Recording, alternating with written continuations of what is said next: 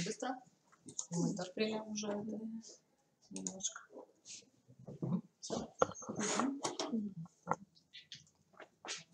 Отмашку дайте, когда все, да? Добрый день, уважаемые коллеги. Я рада вас приветствовать на очередном заседании Республиканского методического объединения руководителей общеобразовательных организаций Республики Коми. Разрешите представить повестку сегодняшнего собрания. Первое, мы должны утвердить положение Республиканского методического объединения, к которому вы уже ознакомились, и поскольку никаких предложений нам не поступило, то, я думаю, можно будет считать его уже утвержденным. Точно так же мы можем уже утвердить состав Республиканского методического объединения руководителей общеобразовательных учреждений. Кандидатуры от муниципалитетов мы получили и сформировали данный совет. Можно будет также познакомиться потом на сайте. А также мы сформировали, исходя из ваших пожеланий, запросов, план работы нашего Республиканского методического объединения на целый год. Тоже мы его вам представим. На сайте КРИРО он будет размещен, там, где все о деятельности нашего РМО вы сможете прочитать. А на сегодняшнее собрание у нас вынесено несколько вопросов. Первый вопрос – это идеология реализации проекта по повышению качества образования в школах с низкими результатами обучения и в школах, функционирующих в неблагоприятных социальных условиях на территории Республики Коми. И по этому вопросу мы попросили выступить ректора Коми Республиканского института развития образования Китайгородскую Галину Владимировну. Добрый день, уважаемые члены Республиканского методического объединения. Мы очень рады, что вы приняли очень важное для себя профессиональное решение войти в состав Республиканского методического объединения руководителей общеобразовательных организаций. Коллеги, нам, конечно, значимо, что вы участвуете в обсуждении приоритетных проектов развития системы образования, что вы осознаете, что на сегодняшний день именно от директоров общеобразовательных организаций зависит эффективное функционирование всех наших школ, которые функционируют на территории Республики Коми. И сегодня мы бы хотели вас проинформировать о том, что в этом году начался второй этап реализации проекта по повышению качества образования в школах с низкими результатами обучения и в школах, которые функционируют в неблагоприятных условиях на территории Республики Коми. Конечно, очень важно, что многие из вас уже включены были в данный проект в прошлом году. Возможно, кто-то из вас заинтересован включиться в данный проект в этом календарном году. Но важно понять, что это проект федеральный. И основная задача федерального проекта – это формирование эффективных программ развития школ. Школ, которые имеют разный статус. Но самое важное, что именно этот федеральный проект, он носит прежде всего характер научно-методического проекта. Поэтому основная цель проекта – это формирование адресных, методических программ развития школ, которые показывают низкие образовательные результаты и функционируют в неблагоприятных социальных условиях. Нам было очень важно, что в прошлом году, когда мы подавали заявку, мы концептуально отработали вместе со школами-лидерами Республики Коми, с Министерством образования, науки и молодежной политики Республики Коми идеологические конструкты проекта, которые реализуются уже в этом году. Поэтому позвольте вам представить нормативное основание реализации данного проекта. Действительно, мы выиграли, наша заявка признана успешной, поэтому начиная с февраля этого года проекту дан старт. Я обращаю внимание, что приказом Министерства образования, науки и молодежной политики Республики Коми утвержден комплексный план реализации проекта. В основном это такой событийный план, в рамках которых будут представлены не только мероприятия по поддержке школ, но самое важное, что данный план включает огромное количество очень важных научно-методических разработок, которые позволяют нам в дальнейшем показывать опыт сопровождения перевода школ в эффективный режим уже на уровне Российской Федерации. В апреле этого года на основе проведенного, очень серьезного научного исследования мы отобрали школы-участники проекта. Общее количество школ-участников проекта у нас 36. У нас есть 8 школ-лидеров, вокруг которых мы сформировали школьные команды. Поэтому основная идеология данного проекта, она определяется тем, что мы не только стремимся работать с каждой отдельной школой, а мы отрабатываем новую для Республики Коми работу школьных команд на основе тьюторских, коучинговых технологий, которые разработаны уже на уровне Российской Федерации. Вы видите, какие планируемые результаты мы ожидаем в этом году. Планируемые результаты, они связаны прежде всего с тем, что на уровне муниципального образования будут разработаны программы сопровождения школ, которые готовы перейти в эффективный режим функционирования и развития. И, конечно, именно данные программы перевода школ, они в дальнейшем и должны повысить уровень образовательных результатов обучающихся в данной школе. Но, конечно, образовательные результаты не могут повыситься, если не будет изменен уровень профессионального развития педагогов, педагогических работников данной школы. Поэтому один из важных планируемых результатов — это как раз поддержка, причем очень квалифицированная поддержка педагогов-предметников, управленческих кадров, директоров в том числе, заместителей директоров. Именно эта поддержка, она будет представлена не только в повышении квалификации, но мы рассматриваем различные формы неформального образования. Это проведение и семинаров, и вебинаров, и, конечно, с участием наших партнеров.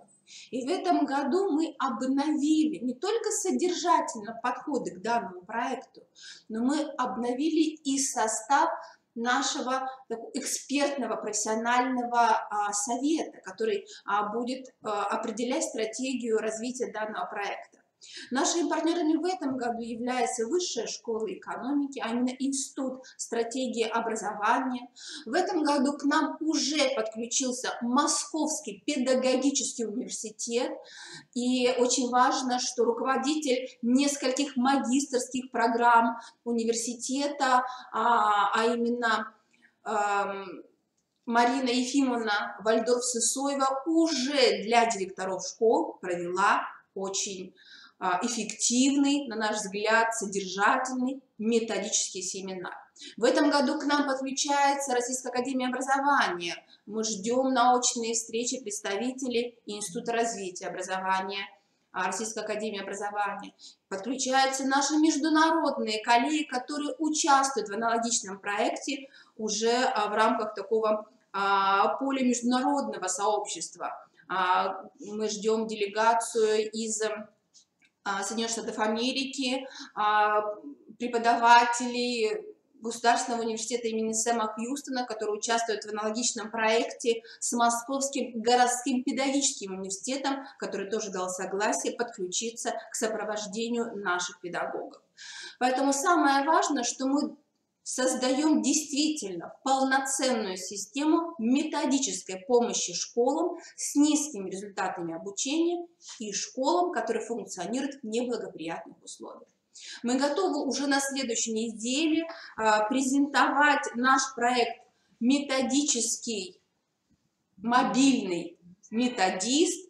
Это платформа, которая будет позволять коммуницировать всем участникам проекта. Я очень надеюсь, что вы, как директора общеобразовательных организаций, будете готовы включаться и в наши открытые онлайн и офлайн методические семинары, вебинары. Поэтому мы очень надеемся, что ваша заинтересованность, она тоже даст какой-то новый толчок к проекту. Уважаемые коллеги, конечно, у нас не так много времени для того, чтобы полноценно вас погрузить в идеологию проекта, но хочу сразу сказать, что некоторые этапы проекта были уже реализованы. Мы провели идентификацию школ, которые стали участниками проекта. В настоящее время уже проходит мониторинг результативности республиканских, муниципальных и школьных программ перевода данного типа школ в активный режим, которые были сформированы на первом этапе проекта. Далее очень важно, что в этом году будет в рамках нашего проекта «Молодые молодым» будет продолжаться сопровождение молодых педагогов и их привлечение к работе в школах, которые, да, находятся в неблагоприятных условиях, но, на наш взгляд, именно молодые специалисты способны именно какой-то такой профессиональный толчок дать, может быть, и развитию школ. Мы будем обсуждать, и, возможно, у нас будут разработаны алгоритмы взаимодействия со школами в рамках ведения должностей педагогов-психологов, логопедов, дефектологов. Поэтому, уважаемые коллеги, проект носит не только методический характер, но и еще и, конечно, управленческий. В этой связи нам очень важно показать, что сегодня в рамках федеральной повестки самая важная задача – создать сетевые сообщества. И именно на уровне нашего проекта основная задача именно и показать, как могут работать школьные команды. Мы зачастую воспринимаем школьную команду, которая находится внутри одной образовательной организации. Мы все-таки в этом году, и нас поддержала Российская Федерация, будем выходить за пределы локальной образовательной организации и показывать, что школьные команды могут объединяться именно на основе вот тех подходов, о которых я уже говорила. Школы-лидеры и школы-участники проекта. Поэтому здесь мы должны с вами понимать, что, конечно, сама система образования, она не должна, и она уже не является локальной. И в этом году еще одна из важных задач – это взаимодействие с местным сообществом, и с депутатским корпусом, а он есть во всех муниципальных образованиях, и с бизнес-сообществом. Поэтому, конечно, усовершенствование государственного общественного управления в школах является тоже одной из наших важнейших задач. Общее количество направлений проекта, их более 15. Каждое направление проекта, которое видите, вот я так очень оперативно их вам представила, они, конечно, имеют содержательный, событийный ряд, но хочу внимание обратить именно на концепцию участников проекта. Вы здесь ее видите. Наш институт выступает оператором данного проекта, и мы на себя берем функцию консалтингового сопровождения всех участников проекта. У нас за каждой школьной командой уже определены консультанты, координаторы. Поэтому нам, конечно, очень важно, чтобы мы действительно сформировали такую единую систему научно-методического сопровождения школ, которые находятся в зоне риска. И вот данная модель, она вот выглядит таким образом. Мы, конечно, ее будем научно еще обогащать, дорабатывать, но здесь вы видите всех участников проекта, которые имеют каждый свою роль. Я уже отмечала, что каждый наш этап проекта, который тоже видите на слайде, он действительно очень насыщенный. Я хочу ваше внимание обратить, что на этой неделе начинается второй этап проекта. Мы его так назвали по смыслу содержательному, именно так, погружение в проект, по такому содержательному компоненту мы его назвали «Неделя коучинга» для всех участников проекта. Начиная с завтрашнего дня у нас состоятся онлайн-семинары, вебинары, которые не только будут рассказывать технологию коучинга, но которые будут вырабатывать алгоритмы создания муниципальных и школьных программ развития образовательных организаций. Нам очень важно понять, что переход в эффективный режим, он зависит, конечно же, прежде всего от профессиональной готовности и профессиональной заинтересованности всех участников образовательных отношений. И на этой неделе работают и представители Института развития образования, также к нам подключаются партнеры из Высшей школы экономики, поэтому, уважаемые коллеги, мы открыты, мы приглашаем вас включиться в данный проект, и вы можете принять участие в онлайн-семинарах, которые мы проводим в рамках недели коучинга. После этого очень важный для нас такой научно-методический этап – это уже разработка муниципальных и школьных программ перевода школ в эффективный режим функционирования. Здесь, конечно, требуется такая серьезная административная работа, которая связана будет не только с профессиональными усилиями, но, конечно же, и с такими временными ресурсами, но мы должны понять, что без этих программ вся дальнейшая работа, она не может принести результат. Хочу внимание еще обратить на то, что в этом году запланирован грантовый конкурс для межмуниципальных сообществ, и школьная команда, который действительно представит, презентует уже лучший, один из лучших, наверное, да, таких технологических опытов формирования школьных муниципальных программ, она у нас получит еще и финансовую поддержку. Очень важно, что в этом году мы, конечно, будем проводить адресные программы повышения квалификации для участников проекта, но мы изменили технологию проведения данных адресных курсов повышения квалификации. Они у нас будут очно-заочные с применением, конечно, платформы «Мобильный методист». Конечно же, важно, что мы будем завершать подводить итоги этого этапа проекта уже в октябре, в ноябре в рамках нашей международной конференции, которую мы впервые провели в прошлом году. И в прошлом году участвовало более 40 не только муниципальных образований, а 40 участников из различных регионов Российской Федерации, также были представители международного сообщества. Поэтому, уважаемые коллеги, приглашаю вас принять участие в каждом этапе данного проекта. На этом я завершу, но я думаю, что, Александра Васильевна, если будете позволять, мы иногда будем информировать о ходе данного проекта, потому что нам будут очень важны именно такие ваши оценки и, может быть, ваши именно такие научно-методические предложения по сопровождению данного проекта. Спасибо, коллеги.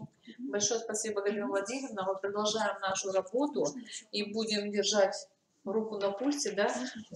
Да, конечно, пожалуйста, да, еще. Коллеги, я позволю еще несколько слов сказать об очень важном конкурсе, который был инициирован Министерством образования, науки и молодежной политики Республики Коми. Мы впервые в этом году проводим конкурс профессионального мастерства «Директор школы». Он носит наименование в этом году «Лучший директор школы», и понятно нам, конечно, его идеология. Цель данного проекта – содействие повышению эффективности деятельности руководителей общеобразовательных организаций за счет роста их профессиональных компетенций, трансляции передового и инновационного менеджмента в общеобразовательных организациях. Действительно, мы с вами понимаем, что, к большому сожалению, мы не можем выявить без профессионального конкурса лучшие практики управления общеобразовательных организаций. Поэтому, уважаемые коллеги, обращаюсь к каждому руководителю, члену Республиканского методического объединения. Сроки приема заявок со 2 апреля по 27 апреля. Сегодня на встрече с министром Натальей Алексеевной Михальченковой мы, к большому сожалению, должны были информировать, что к нам поступила только одна заявка. Поэтому, уважаемые коллеги, у нас есть еще 5 дней для того, чтобы подать заявку на участие в конкурсе. Оценка материалов заочного этапа начнется с 10 мая по 30 мая. И очный тур конкурса уже будет проводиться с 24 сентября по 28 сентября. И мы подведем итоги. И надеемся, увидим лучших директоров, лучших управленцев нашей системы на форуме образования, государства и общества. Мы уже планируем проведение форума, и отдельная площадка будет посвящена как раз деятельности, профессиональному мастерству наших управленцев. Коллеги, мы очень надеемся, что вы заявитесь на конкурс, что вы осознаете и понимаете значимость данного конкурса, что вы поддержите профессиональную инициативу, и я думаю, что вы готовы показать свои управленческие практики. Я приглашаю вас принять участие в конкурсе. Поэтому, коллеги, если будет нужна какая-то информация дополнительная, мы еще раз готовы проинформировать вас, что конкурс проходит под патронажем Министерства образования, науки и молодежной политики Республики Коми. Его поддерживает глава Республики Коми. На самом деле это и было поручение главы Республики Коми.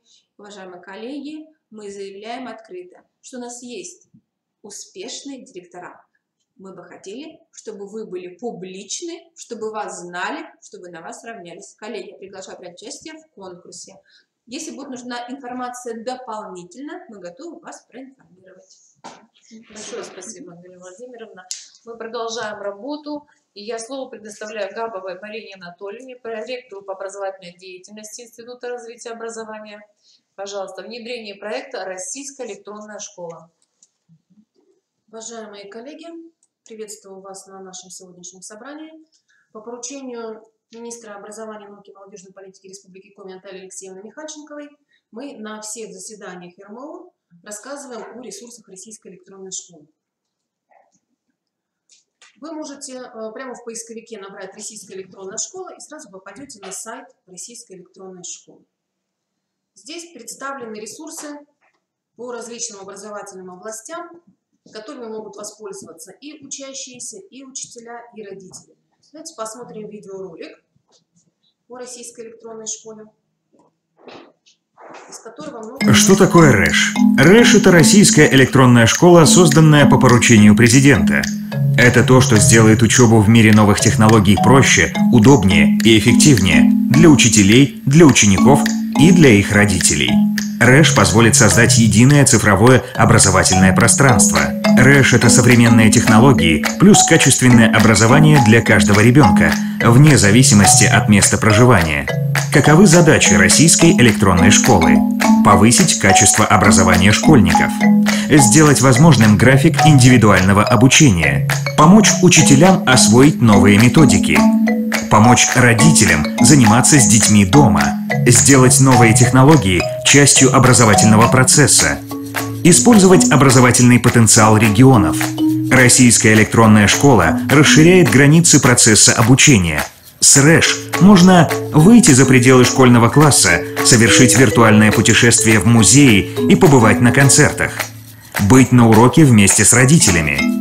Выполнять интерактивные задания. Заниматься по индивидуальному графику. Как и в обычной школе, в РЭШ есть контрольные и ставятся оценки. Как составляется программа Российской электронной школы? Уроки проводят лучшие учителя страны. Программа проходит экспертизу Российской академии образования. Для учителей РЭШ – это способ создавать собственные уроки с помощью новейших технологий, а также использовать опыт коллег. База РЭШ – это самая крупная библиотека уроков в России. В ней есть методические материалы и видео, тексты и рисунки, тесты, контрольные, интерактивные задания, фильмы и театральные постановки. С РЭШ учитель может преподавать ученикам, которые не способны посещать занятия, обеспечить индивидуальный подход к каждому ребенку, выявить пробелы в знаниях и быстро восполнить их. Родители школьников часто задаются вопросами: как помочь ребенку справиться с домашним заданием, как грамотно объяснить пропущенный материал. Эти проблемы поможет решить РЭШ, расширяя границы школьного пространства. В РЭШ родители могут заниматься с детьми ровно столько времени, сколько необходимо каждому ученику для усвоения курса по каждому предмету. Электронные тренажеры помогут ребенку лучше усвоить материал.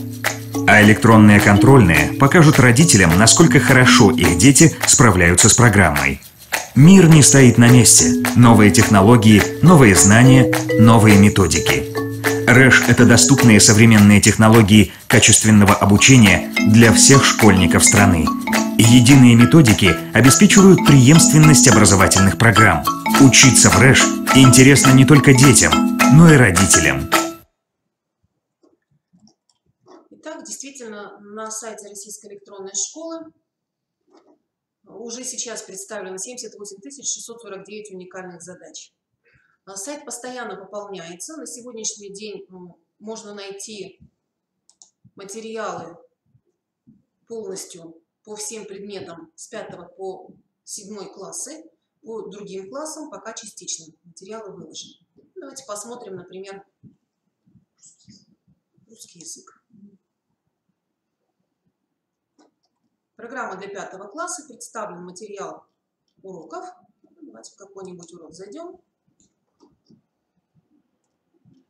В каждом уроке представлен видеоматериал, запускать не будем. Представлен конспект урока для учителя, который учитель может использовать в качестве основы своего урока. Представлены упражнения и задачи, которые можно использовать непосредственно на уроке. В интерактивном режиме ребята могут их выполнять. Также представлены проверочные задания, но проверочные задания, они доступны будут только после регистрации ребенка в системе. И кроме того, по многим урокам представлены дополнительные материалы, которые расширяют содержание урока. После регистрации доступны будут также и для учителя дополнительные возможности. Это работа с тематическими планами, с рабочими программами по учебным предметам. Также учитель может предложить свой урок, может сам участвовать в проекте. Контрольные задания пока еще не в открытом доступе. То есть здесь также будет материал для контрольных работ представлен, задания всероссийских проверочных работ и задания ЕГЭ. Ученики могут обучаться в электронной школе после регистрации. Им доступно будет расписание занятий и контрольные задания. Кроме материалов по учебным предметам, богатый выбор театральных постановок и фильмотека. Театральные постановки представлены сайтом Культура.рф. Идет переход на этот сайт, да, можно посмотреть трейлер к спектаклю, можно сам спектакль смотреть. К некоторым спектаклям представлены еще и интервью с актерами, с постановщиками, с режиссерами. То есть очень богатый материал нам представляет Российская электронная школа. Кроме того, если мы на портал зашли Культура.рф, мы можем посмотреть еще и то, что касается, например, литературы. Здесь тоже богатый материал можно найти. Есть даже аудиокниги, распределенные по классам. Мы рекомендуем вам использовать эти возможности, порекомендовать своим учителям использовать ресурсы Российской электронной школы и предлагаем это в качестве такого своеобразного домашнего задания. Прежде чем попрощаться с вами на сегодня, хочу также напомнить о том, что Институт развития образования предлагает для руководителей образовательных организаций, для заместителей программу повышения квалификации, менеджмент в образовании, которая содержит в себе ряд модулей по 18 часов. И кроме того, программу переподготовки, профессиональной переподготовки, менеджмент в образовании в условиях экономики знаний. Информационные письма мы вам всем направляли, но, возможно, эта информация до вас не дошла, и мы готовы еще раз эту информацию продублировать и пригласить вас на наши курсы. Спасибо за внимание. Передаю слово Александре Васильевне. Спасибо, Мария Анатольевна. Итак, уважаемые коллеги, мы получили с вами очень много информации для нашей дальнейшей работы. Я думаю, что все это будет принято к вами как руководство к действию, именно с целью повышения качества образования в наших образовательных организациях. А мы продолжаем нашу работу. И последний вопрос на сегодня. В соответствии с вашими запросами в план работы был включен вопрос организации обучения по индивидуальному образовательному маршруту в 10-11 классах. Я предоставляю слово Деминой Эльвире Михайловне, методисту Центра развития общего образования, социализации и воспитания Коми Республиканского института развития образования. Пожалуйста, Эльвира Михайловна. Здравствуйте, уважаемые коллеги. Данная тема была заявлена, скорее всего, теми школами, которые в пилотном режиме вводят федеральный государственный образовательный стандарт среднего общего образования. Таких школ в Республике Коми 5 в статусе республиканских пилотных площадок. И знаем, что в нескольких муниципалитетах открыты муниципальные пилотные площадки по переходу на федеральный государственный образовательный стандарт среднего общего образования. Но для тех, кто только подключился к этим вопросам, хочу сказать, что опережающий режим введения федерального государственного образовательного стандарта среднего общего образования связан с некоторыми проблемами, в частности с тем, что учебные планы, разрабатываемые для реализации основной образовательной программы среднего общего образования, не имеют непрофильной направленности, то есть учебный план обязательно должен быть профильным. При этом, согласно закону об образовании, мы понимаем, что основная образовательная программа, знаем, может иметь несколько учебных планов, в том числе и индивидуальные учебные планы. Возможно, именно с этим проблемным полем связан и данный вопрос о введении в школах индивидуальных образовательных маршрутов именно на ступени среднего общего образования. В законодательстве Российской Федерации понятия индивидуальный образовательный маршрут и индивидуальная образовательная программа не определены, но определены понятия индивидуального учебного плана образовательной программы. Такие программы разрабатываются, как показывает практика, для сопровождения одаренных детей, для работы с отстающими учащимися или для детей, имеющих ограниченные возможности здоровья, то есть не имеющих возможности получения образования в общем режиме. Индивидуальная образовательная программа не является самостоятельным объектом, реализуется она на основе, разрабатывается той базовой программы, которая разрабатывается в образовательной организации по соответствующему уровню образования. Итак, индивидуальный образовательный маршрут реализуется для любой ситуации развития ребенка, в любом статусе реализуется чаще всего при помощи индивидуального учебного плана. Индивидуальный учебный план, согласно пункту 23 статьи 2 Федерального закона об образовании, я напоминаю, это учебный план, который обеспечивает освоение образовательной программы на основе индивидуализации ее содержания с учетом особенностей и образовательных потребностей конкретного обучающегося. Исходя из этой нормы закона, мы понимаем, что прежде чем разрабатывать индивидуальный учебный план, то есть вводить индивидуальный образовательный маршрут образования ребенка, нам нужно эти его интересы, образовательные потребности изучить.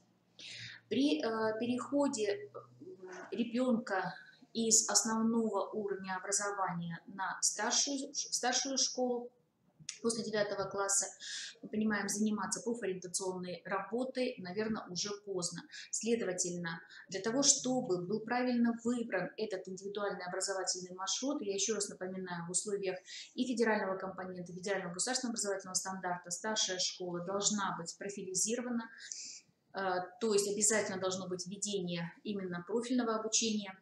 Для этого заниматься профориентационной работой, мы с вами говорили уже об этом, нужно начинать в условиях реализации в ГОС сегодня с 5 класса. Отдельно этому будут посвящены профориентации на уровне основного общего образования, были посвящены методические рекомендации по разработке программ профориентации для каждого конкретного класса 5, 6, 7, 8, 9.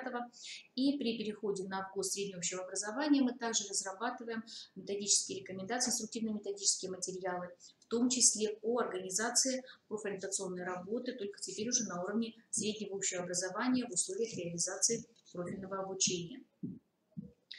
Порядок осуществление обучения по индивидуальному учебному плану после того, как были изучены интересы и потребности ребенка, связанные с его будущей профессией, определяется локальным актом образовательной организации самостоятельно и в пределах разработанной осваиваемой образовательной программы. Индивидуальный учебный план является так называемым переходным этапом от обычных традиционных условий к иным формам получения образования. В частности, сегодня, согласно закону об образовании, активно развивается семейное образование, самообразование, обучение по адаптированным образовательным программам. Но мы подробнее остановимся именно на условиях профильного обучения. Целью перевода учащегося на индивидуальный учебный план чаще всего является необходимость более продолжительного обучения, это если мы не имеем в виду профильное обучение, более продолжительного освоения обучающимся образовательной программы, чем это можно реализовать в обычных условиях, либо развитие его индивидуальных особенностей и удовлетворение его более успешного вида деятельности в рамках осваиваемой программы, опять же, направленной на получение конкретной профильной подготовки. Данная модель введения индивидуальных учебных планов, которые обеспечивают реализацию индивидуальных образовательных маршрутов, связана, мы понимаем, с созданием необходимых финансовых, организационных условиях. Наиболее сложной проблемой для традиционной школы является именно эта проблема финансового и ресурсного обеспечения образовательного процесса, который построен на принципах индивидуализации.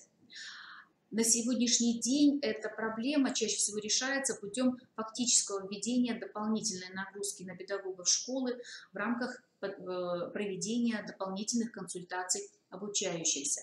Соответственно, каждый индивидуальный учебный план воспринимается руководителем школы как ЧП, поэтому образовательное учреждение более удобно осуществляет работу по индивидуальным образовательным маршрутам в рамках основного учебного плана за счет введения курсов неурочной деятельности, индивидуальных проектов, других форм развития ребенка, в том числе в рамках консультирования, подготовки проектно-исследовательской деятельности, которая реализуется в рамках подготовки к конференциям, олимпиадам и так далее, нежели чем выбор отдельных учебных предметов, учебных курсов для освоения индивидуально учащимися.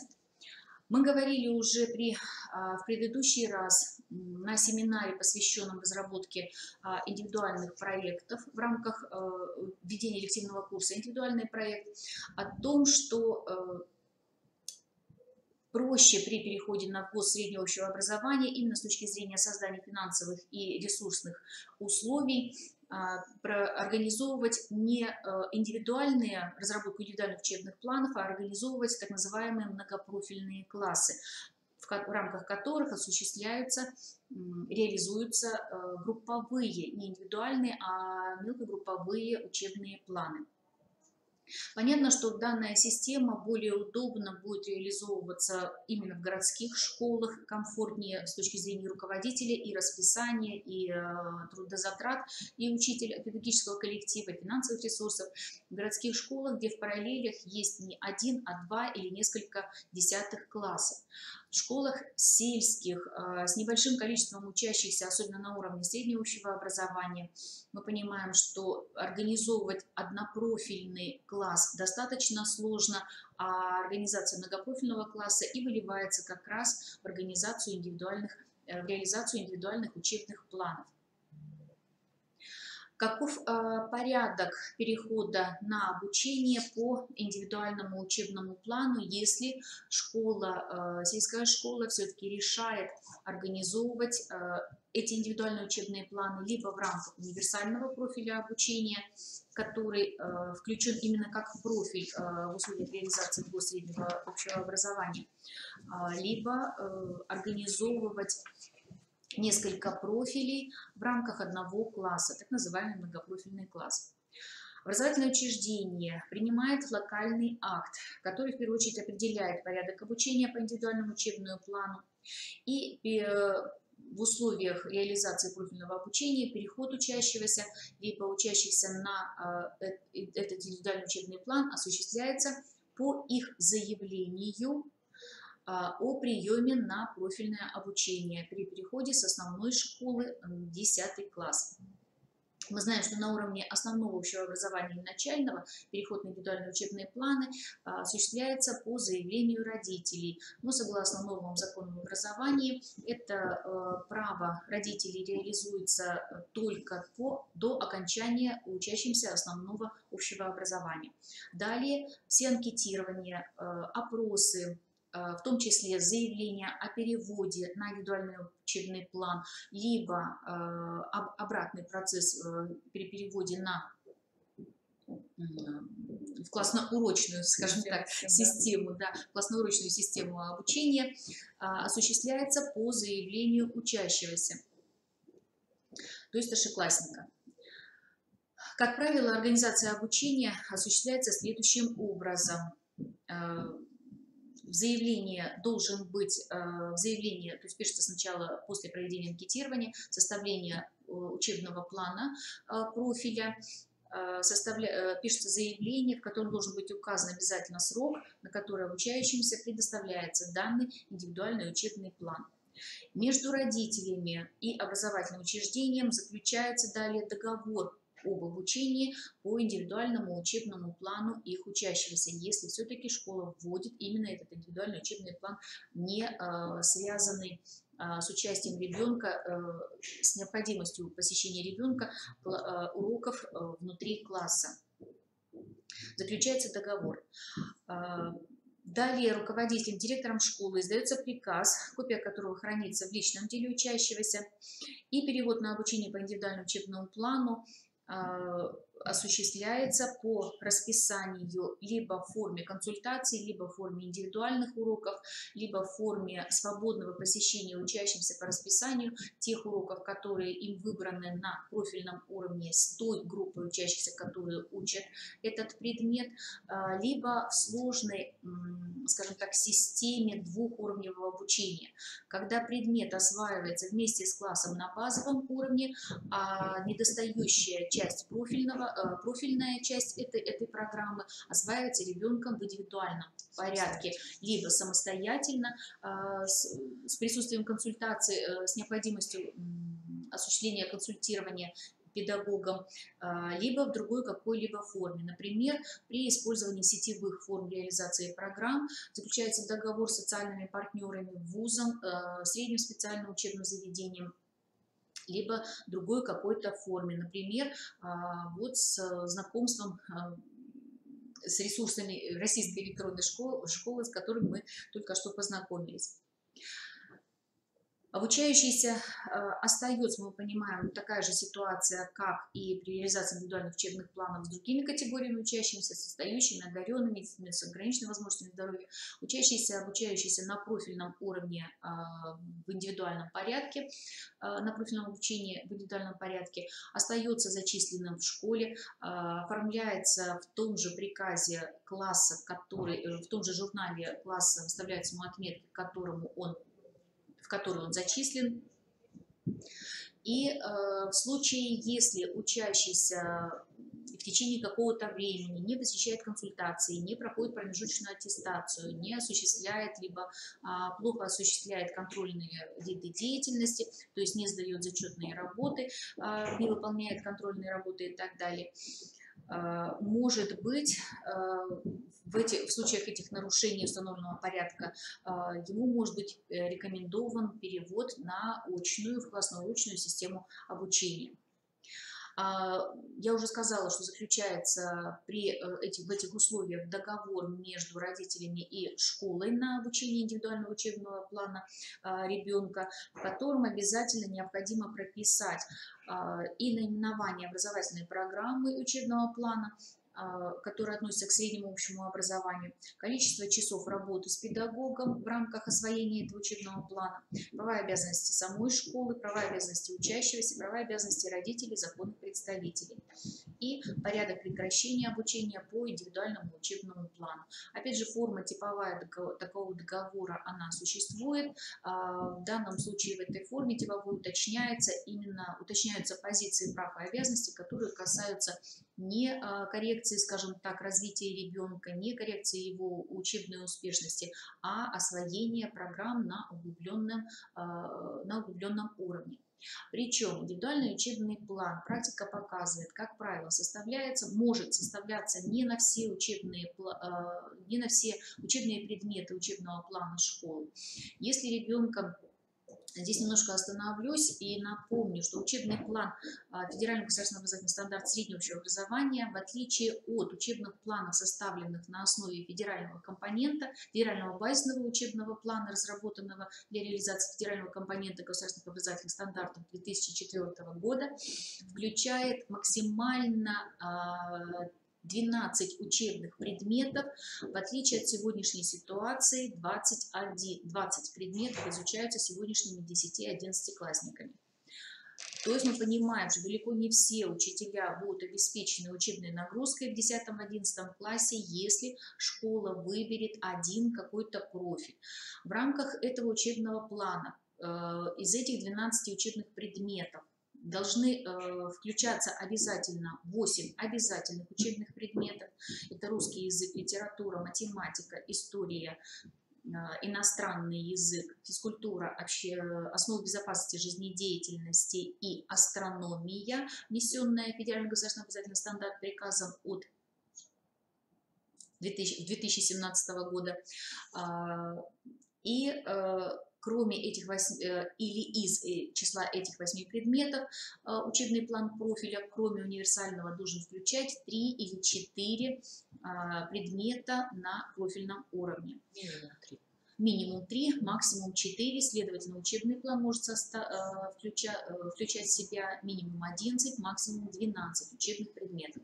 Следовательно, если учебный план составлен для класса по среднего общего образования, предполагает общий набор для учащихся этого класса, некий общий набор из предметов на базовом уровне освоения, и, например, некий набор 3 или 4 предметов на профильном уровне. И в случае, если в рамках изучения интересов, потребностей учащегося было выявлено, что ребенку крайне необходимо для поступления другой предмет, либо он не определился с будущей профилизацией, с профильной специализацией своей профессии и собирается, скажем так, находится в состоянии выбора еще к 10 классу между одной профильной подготовкой профессиональной и другой, то есть на стыке смежных каких-то предметов. Следовательно, вот для реализации этого одного учебного предмета, отличного от всего остального класса, может быть разработан индивидуальный учебный план реализации данной рабочей программы учебного предмета. Разные модели могут существовать. Реализация в этих условиях, еще раз повторяю, это и собственные ресурсы самой общеобразовательной организации, финансовые, кадровые, материально-технические, это и сетевые возможности, в том числе электронное обучение, либо применение дистанционных образовательных технологий, когда вы находите преподавателя не в пределах, например, своего муниципального образования, соседней школы, в пределах Республики Коми, в другом муниципалитете, либо за ее пределами. Например, заключаете договор с преподавателями наших ведущих институтов и университетов Российской Федерации.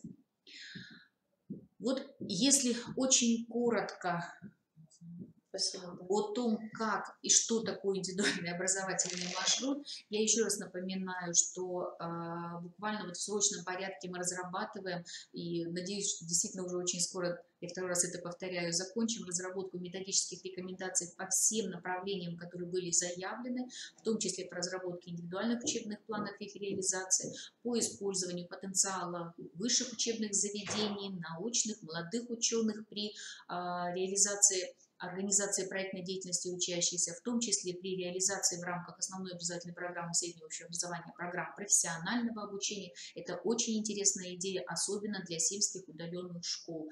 Она сегодня может быть реализована.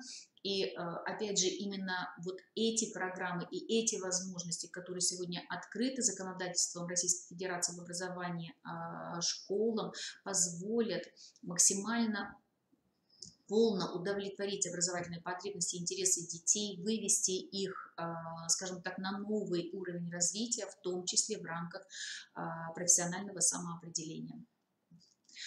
Спасибо, Елена Михайловна. У меня такой вопрос. Могут ли наши коллеги, слушатели воспользоваться тем материалом, который вы сегодня нам презентовали, каким-то образом выставить на сайте КРИРО в разделе РМО нашего, чтобы можно было еще раз вернуться и, скажем, детально прочитать, изучить? Я попрошу, если возможность есть такая. И возможность есть. При подготовке вы понимаете, что при подготовке материалов вернее, выступлений, материалов, семинаров по таким сложным, достаточно мало разработанным темам мы не пользуемся только собственными наработками, это естественно. Вот. Я думаю, позволит, скажем так, системам ЦФР разместить, поскольку закуплены эти уже материалы, разместить публикации статей, и я сделаю отсылку на эти публикации, статей, которые сегодня посвящены именно пилотному введению, опережающему введению в ГУС среднего общего образования. Обращаю ваше внимание, уважаемые руководители, подписка на электронные формы журналов, системы образования, такие как нормативно-правовые акты, руководители образовательной организации, но самое главное, справочник заместителя директора школы, вот именно в последнем журнале, в электронной форме. Подписка стоит на полгода недорого, 4750, по-моему, рублей. Честно говоря, вот для школьного бюджета, даже для лично персонального бюджета, я вот подписалась, потому что мне крайне необходим этот журнал и статьи. Очень интересные формы электронные буквально открываются. То есть можно в самой системе. Печатный журнал – это только бумага. В электронной форме журнала вы можете пройти полностью анкетирование, провести самооценку школы по готовности условий к введению в ГОС среднего общего образования, провести анализ тех контрольно-измерительных материалов, заданий, которые разрабатывают ваши учителя на предмет оценки конкретных планируемых результатов. Вы можете составить внутри этого электронного журнала необходимый учебный план внеурочной деятельности, график календарный учебный и так далее. Пройти тестирование, в конце концов, на соответствие профессиональной компетентности современным требованиям. Электронные формы журналов, в отличие от печатных, сегодня имеют, точно так же, как электронные формы учебников, имеют намного больше ресурсов, которые мы можем себе представить, имея на руках печатные варианты. Поэтому я настоятельно рекомендую зайти, познакомиться с этим журналом. Я еще раз повторяю про справочник заместителя директора школы в системе образования. Познакомиться с ним можно, зарегистрировавшись в демо-версии на 3-4 дня. За это время вы сможете скачать все материалы, опубликованные до сегодняшнего дня, до момента. Но вот буквально на прошлой неделе я уже обсуждала с разработчиками стандарта новый журнал, новые статьи 5 майского номера этого журнала, которым как раз публикуются статьи по ГОС среднего общего образования. Обсуждаем это с разработчиками, потому что есть опыт, который наработан у нас в республике, и мнения определенные, да, в законодательстве.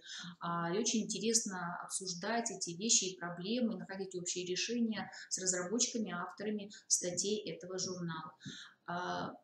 Рекомендую активно включиться в эту работу и порекомендуйте то же самое сделать учителям-предметникам. Журналы по предметам открыты в электронной форме. Еще раз повторяю, очень много того, что сегодня вынужден разрабатывать учитель, изобретая зачастую буквально на коленке велосипед, сегодня публикуется, разработано, но не является, скажем так, в открытом доступе, не находится в открытом доступе, поскольку проходит апробацию, проходит профессиональную экспертизу и публикуются в журналах, которые вот являются таким образом, ну, скажем так, платными, закрытыми. Ну, будем надеяться, что они откликнутся, наши коллеги, и их заинтересует тот материал, который можно будет увидеть в электронных версиях этих пособий, фактически справочники для директоров, там, я знаю, есть, да, предметники, все можно. Спасибо, Эльвира Михайловна. Уважаемые коллеги, на этом наша повестка сегодняшнего собрания закончена. Может быть, есть вопросы в студии? Кого-то, да. Если есть вопросы, мы готовы их принять. Знаете, как выходить на сайт и так далее. Пожалуйста, присылайте в адрес методического объединения. По мере реализации нашей повестки, которую мы разработали, исходя из ваших пожеланий на год, мы можем включать ответы на поставленные какие-то небольшие вопросы в оперативном порядке на каждом из заседаний. Итак, разрешите считать, что мы собрание с вами заканчиваем, и я предлагаю озвучу, вернее, решение собрания. Первое – это утвердить положение Республиканского методического объединения, которое у нас было, до вас информация была доведена на первом собрании, и замечаний, предложений не поступало, как я уже сказала. Второе – утвердить состав Совета Республиканского методического объединения руководителей общеобразовательных организаций и утвердить план работы на 2017-2018 год. Большое спасибо всем за работу. Решение собрания, все материалы по сегодняшнему дню вы можете также на сайте КРУ посмотреть. Всего доброго, хорошей вам работы на неделю. До свидания. Вы, простите, 31 да? Это, пожалуйста, это вас прислали, да, в качестве, ну, учили, по-моему, город прислал. Вы директор, да?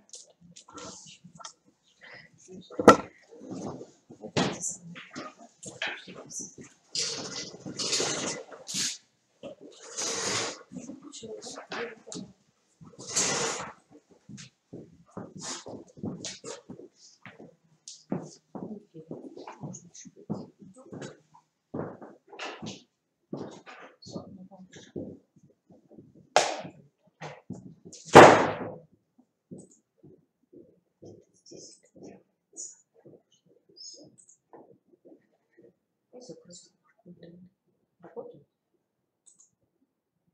Тут. Вот здесь. Нет, я все нажала, да, он сейчас пойдет.